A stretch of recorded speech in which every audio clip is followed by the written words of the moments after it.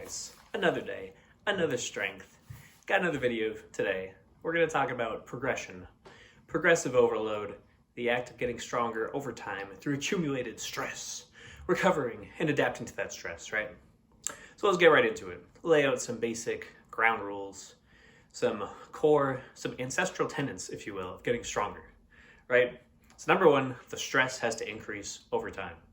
Like I just alluded to, there's stress, recovery, adaptation. You stress yourself by lifting weights, you recover from lifting the weights, and you adapt and get stronger, right?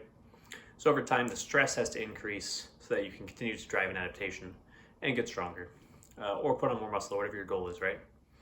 So the primary tweakable variables are going to be exercise selection first and foremost, and then beyond that, sets, reps, and load. So I want to make a note on exercise selection because within that, there are a lot of different variables from exercise to exercise, movement to movement, that are going to adjust the total quote-unquote volume. So Andy Baker has a good article about this, and he talked about it in the podcast too a little bit. But it's the idea that, like, you know, if you're doing, let's say you have two guys, one of them is like super tall and lanky, say they're both like same height, right? Same height, one dude has super short arms and one dude has super long arms, and they're both doing a deadlift. And so one dude has to pull the bar, 12 inches, one dude has to pull the bar 24 inches. And they both do 350 for a set of 5, and they weigh the same amount. Which dude did more volume? It was the dude with the shorter arms, right? Like, that's more stressful, that's tougher for him. So you can kind of manipulate that within your own training by switching your deadlift to a deficit deadlift, for example. If you do 350 for a deadlift for a set of 5, or you do 350 for 5 for a deficit deadlift, that's more stressful, right? Another way to increase the stress, so that's the range of motion, you're increasing the range of motion. You can add pauses into the lift, right? So 315 for 5 on a squat versus 315 for 5 on a pause squat, right? There's other techniques you can add, like 1.5 reps. I've never tried that, but I've seen those online. It's where you do like a rep. Let's say you're squatting, you go to the bottom, then you come halfway up, go back to the bottom, and then come all the way up. So that's a 1.5 rep. And those are just means of increasing like the time under tension of the set, right? So yeah, within that, there's sets, reps, and load. And you can play with those variables, and that's basically how you get stronger. You increase those over time. And there are different progression models suited to different styles of training and different lifts as well. Some work better for certain lifts and muscle groups even. So yeah, let's get right into some modes of progression. Sets. We're going to talk about, before we get into the progression, we're going to talk about sets a little bit, right? Because there's different kind of sets too. So I laid out the different kinds of exercises, different ways you can tweak that. And then with sets, there are different ways to tweak that as well. So number one, we got the sets across, the straight sets, some might say, gay sets, seething RN, right? We have sets across, which is like, let's say you do 3 sets of 5 at 315. All the sets are the same reps, all at the same weight, right? You can also have top set and back off sets, and also descending sets. That's another way of programming that. And those tend to work best for like strength focused lifts. So like if you're doing a squat, that's a great example, right? You can do 3 sets of 5 at 315, or you could do a top set and back off. So you could do 1 set of 5 at 315, and then 2 sets of 5 at like 285. You could do descending sets, so you could do a set at 315, a set at 295, and a set at 275, all sets of 5, for example. But yeah, ascending sets also work great with these lifts. So that would be, let's say you do a set of 5 at, you're doing the squat still, so set of 5 at 225, set of 5 at 245, 265, 285, and then 305. So you're just adding 20 pounds for each set. And then over time, next time you can add 5 pounds to each set, or you can add 5 pounds to one of the sets, so on and so forth. Drop sets. This is now we're getting into more like hypertrophy, bodybuilding type stuff, right? The dirty word. Drop sets, I haven't really used very much, but those are pretty beneficial, I would think, for small muscle groups, right? So like biceps, triceps, delts, that sort of thing, and forearms. If you're training those in isolation, or just any single joint movement, really, it's hard to get a ton of stress on your biceps if you just do like 3 sets of 8 at the same weight, right? Because really only one of those sets is going to be actually hard, and only 4 or 5 out of those 8 reps, for example, are going to be actually stimulative, right? So if you want more stimulative reps, you can do something like a drop set where you do 1 set of 8 or 10 or whatever to kind of get the muscle pumped up, it gets tough at the end, immediately take some weight off, go right into another set.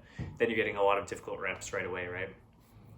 Another way to do that is with rest pause sets or myo reps, which are really the same thing. It's just how many sets you do, I think, in total. But the idea is, let's say you load up, you're doing a barbell curl, load up like 85 pounds on the bar, you do a set of 10, and then you can rack the bar for a moment. Some lifts you can just kind of like hold onto the bar and it accomplishes the same thing. But you rack the bar for like maybe like 15, 20, 30 seconds, and then you go ahead and do another set. So if you did a set of 10, and let's say it was a set to failure, you wait like 30 seconds, and then you might be able to eke out like 5 more reps to failure, right? Wait another 30 seconds, maybe you can eke out like 3 reps, and then you can keep going as many times as you want to, basically. Keep, knocking out heavy singles if you want to. And so what that does is it accomplishes the goal of getting reps to failure, but you're not just doing like a 1 rep max on the curl, because then you're putting a lot of stress on the tendons and the joints when you're doing that. So you still get those pre-fatiguing reps, quote unquote, right? And you're not messing up your tendons and joints, and then you're getting a lot of reps close to failure. And another way to do that is with density sets. Really like very similar there.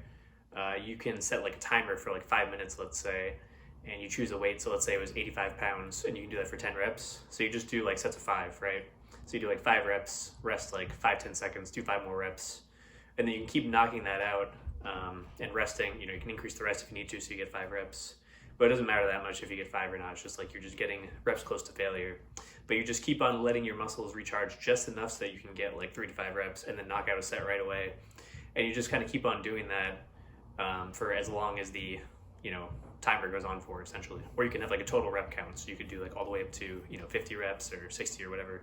Keep on going higher and higher. But those drop sets, rest pause, and density sets tend to work great with small muscle groups, like I said. Don't do that with a squat, you're gonna die. Don't do it with a deadlift, you're gonna die, right?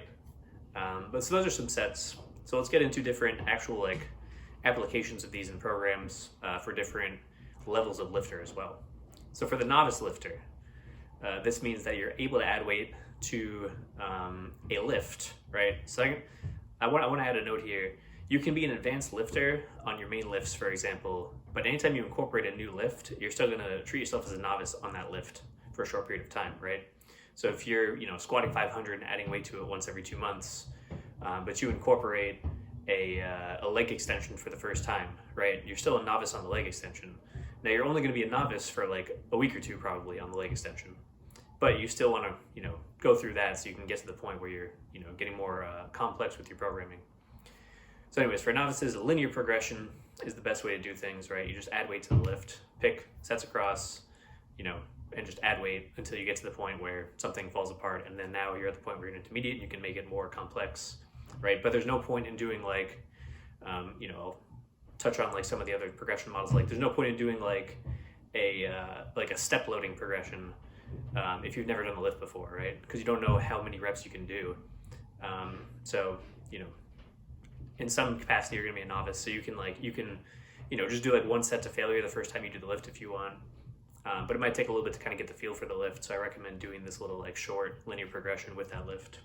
And then especially if you're just brand new to training and you're doing the list for the first time, that's why the starting strength novice linear progression is the best program. Gets you as strong as possible, as fast as possible, right? You just add weight to the bar until you can't anymore. So yeah, do that if you're a novice. Intermediates now, right? You can still use linear progression as an intermediate. You just have to space out the jumps a little bit, right? So the deadlift is a great example. As a novice, you might do 1 set of 5 3 times a week and add weight to it. And then once you start to become more intermediate, now you're just doing 1 set of 5 once a week, but it's still just, deadlift, deadlift, deadlift on a weekly basis. 1 set of 5, you're just adding 5 pounds to it, right? And intermediate is defined as you're adding weight to the bar once per week. And then intermediate and advanced, they kind of blur together a little bit. Like, you could add weight to the bar every 2 weeks or 3 weeks and kind of be an intermediate, but I'm just going to treat intermediate as like, once per week. That's intermediate. Keep it simple that way, right? Another way to do that is the same kind of deal, but you can use, DUP, which is daily undulating periodization, which is basically like a heavy, light, medium setup. So if you're doing the squat, for example, 3 times a week, 3 sets of 5 each time. Let's say Monday is your heavy day, right? You're doing 3 sets of 5 at 300. Wednesday's your light day, it's 3 sets of 5 at 240. And then Friday's your medium day, 3 sets of 5 at 270. And then you add 5 pounds to each day for the next week. So next week would be 305, 245, 275. That's one example with weight. Another example with sets and reps, for example, is you could do, 3 doubles on Monday at 300.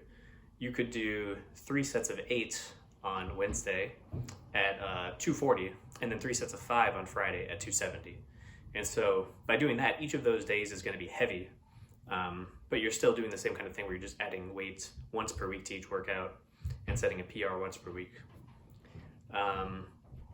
Double progression is a great one for smaller movements. You can use it for compounds too. You just have to be kind of careful with the lift. And it generally works better for like variations of the compound movements, like a close grip bench or like a Larson press or something like that. Something a little bit lighter. But the idea is that you add sets, or you can add reps and then you add weight, right? So there's 2 modes of progression. It's not just adding weight. First, you're adding either reps or sets and then adding weight. So one example would be you're doing, your squat, and you get to 315 and you do 3 sets of 5 and it's like a total grinder, very, very difficult. When you get to 320, instead of just doing 3 sets of 5 at 320, first you can do 3 by 3 at 320, then the next workout, 3 sets of 4 at 320, and then finally 3 sets of 5 at 320. Then you add weight, go to 325, 3 sets of 3, 3 sets of 4, 3 sets of 5, right? You could do the same thing with the sets too. So you could do, use a different example. Let's say you do 3 sets of 5 at 275, and it's starting to get like a little bit tough because you don't want it to be like a total grinder where it's like miserable. And then you do 4 sets of 5 at 275, then 5 sets of 5 at 275. Then you go to 3 sets of 5 at 280, 4 sets of 5, 5 sets of 5, so on and so forth. And then taking that a step further, you can use step loading, which you can just more finely tune those, right? So with step loading, if you're doing, and they're very similar, like step load and double progression, might be the same thing, honestly. But the idea is that you're doing, the 315, let's say you do the 3 sets of 5. When you get to 320, you can do 3 sets of 3. Then the next time you do 320 again, but you do 4, 3, 3. Then the next time you do 4, 4, 3, and then 3 sets of 4, and then 5, 4, 4, 5, 5, 4. And then when you get 3 sets of 5, then you add weight. So you have like a rep range of like 3 to 5 reps. And this works great for smaller movements and in higher rep ranges too even. So like let's say you're doing like close grip bench for your back offs after your bench, and you're doing sets of 8 to 12. So like one workout you might get 3 sets of 10, then you can do 11, 10, 10, 11, 11, 10. Once you get to 3 sets of 12, then you add weight and go back to 3 sets of 8, and then you keep increasing, right? So you're first building up the volume, and then you're adding weight to it. And this works well for the smaller movements because you don't want especially if you're trying to like feel a certain muscle, like if you're doing, it works even better for isolation movements, like bicep curls, for example, because you can progress more slowly, so you can keep your form more locked in to where you're feeling that target muscle. Because at a certain point, if you just keep adding weight to it, you're just going to start trying to move the weight and like horse the weight around. And then you're not getting the desired effect from that movement anymore. And then you have to swap it out and get something else in there. So it allows you to keep the same movements in the program for longer by doing that. But yeah, this can also apply to the advanced lifter as well. So let's talk about the advanced lifter. You can still use all of the above progression models, right? So like, linear progression is going to be used as kind of like probably like a block periodization model. Where it's probably going to be percentage based off your 1 rep max. Let's say, for example, like a 6-week program. Let's say your 1 rep max is 405, right? So you're going to do, something at like 75%, 80%, 85, 90, 95, and then 100 over 6 weeks, right? So you might do like 2 weeks of 5s. So it's like 3 sets of 5 at 75%, 3 sets of 5 at 80%. Then you do like 3 sets of 3 at 85%, 3 sets of 3 at 90%, and then you do like 3, or maybe you just do one single at 95%, and then the week after is a single at 100%, which would be like your new PR attempt, right? And you go for 410 in that week. So that's an example. That can work, but for advanced lifters, the thing is that your PRs are less predictable. So what winds up happening is you wind up having to implement auto-regulation. So what that looks like is you can use any of the above progression models, so like the linear periodization, the DUP, double progression, step loading, etc. But you're going to incorporate things like, so double progression already kind of like handles this pretty well, as I talked about. The only difference is when you're advanced, you might not get you might not always just go up and up and up. Like some weeks you might regress just for like a week, right? Or even a couple weeks. But over the long term, you're still increasing in performance. You might implement things like plus sets, for example, like in that linear periodization example. Instead of planning for like a 1 rep max in the last week, what you can do is you can reduce the percentages a little bit. So instead of doing 75 up to 100, maybe you remove 10 from each. So you do like 65% up to 90%. And then what you can do is you can have like plus sets, which is basically you have a certain, like a minimum rep number, and then you have, the option to kind of like AMRAP, but it's not really an AMRAP because you don't want to go to failure. You just want to go until it's like you think you're going to miss the next rep and then rack the bar, just to get a little bit of extra stress in there. And that works great for main lifts, so like squat, bench, deadlift, overhead press even. So an example would be like you do your, 3 sets of 8 at 65%, and then 3 sets of 8 at 70%, and then you get to your sets of 5 at 75%. So you might be able to do 8, so just do 5 plus. Do at least 5, get as many as you can get for like one set. Then you do like sets of 5 at 80%, then you do your 3 sets of 3 at 85%, and then the last week at 90%, you just do as many as you can do, so like 3 plus at 90%. And so that way, if you kind of like, you're a little bit off on your peak, or you had a bad week of sleep or stress or whatever, it's fine, you just take the 3, you at least maintain your strength. And in the long term, you're still accumulating more stress because you had all the stress from that 6 weeks. Weight ranges are another way to do this. So a good example is like with the press, with the upper body compressed Texas method that I've talked about before. The 5x5 day, the volume day, what you can do is, let's say you get 5 sets of 5 at 155, and it was like totally brutal, and you're like, man, I don't know if I can get all 5 sets at 160. What you can do is do 1 set of 5 at 160, and then 4 sets of 5 at 140. Then the next week you do 2 sets of 5 at 160, 3 at 140, and then 3 at 160, 2 at 140, so on and so forth. So you're just adding sets to that top weight. And then same thing as the double progression, where like sometimes you're going to get, and really that is a double progression model, because you're just adding sets to the top of the range. But what's going to happen is, over time, like eventually when you're strong enough, you're not going to progress every single week. You might regress some weeks, but over time you're still increasing. Another example is the conjugate method, which traditionally is thought about as varying the exercises, but I think really like the actual definition is just that you're using, either exercises, sets or reps, so you could like, I think technically conjugate is like, if you do like a 5 rep max 1 week, a 3 rep max 1 week, and a 1 rep max 1 week, that's still conjugate, right? It's just harder to gauge because you don't know like exactly where your 5 rep max is going to be that week. But yeah, you can do it as singles with the exercise variation, where you just swap out the movement every week and you just do like a max single every week. That works pretty well. And these kind of methods work great for main movements, right? So squat, press, bench, deadlift. And yeah, I think that's really it for the progression models. You can get creative and kind of throw these in there. The simplest way to do it is just think, all right, is this lift that I'm trying to program for novice, intermediate, or advanced? And you can even go deeper than that and think like, all right, I just started doing, a 5x5 for my press on this one day. And I've never done a 5x5 for my press before. Maybe you treat it like you're a novice just on the 5x5 for a little bit. So your heavy day might be, like advanced, where you're adding weight once every 3 weeks. But your 5x5 day, you're still a novice, so you can just LP it for a little bit, add 5 pounds a week. Once that runs out of steam, then you switch to just more intermediate models. So you could try like, the double progression, you can do step loading, you can use a weight range, you can use plus sets, just whatever it may be, right? But that's really the simplest way to think about, adding stress to your program and progressing it over time.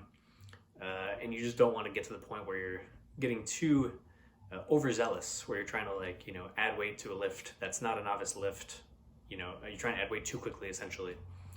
And so those are, the common issues that I see in programming. But yeah, hope you guys enjoyed the video. If you did, say something in the comments. Let me know what you want to see next, and I'll see you guys next time. Goodbye.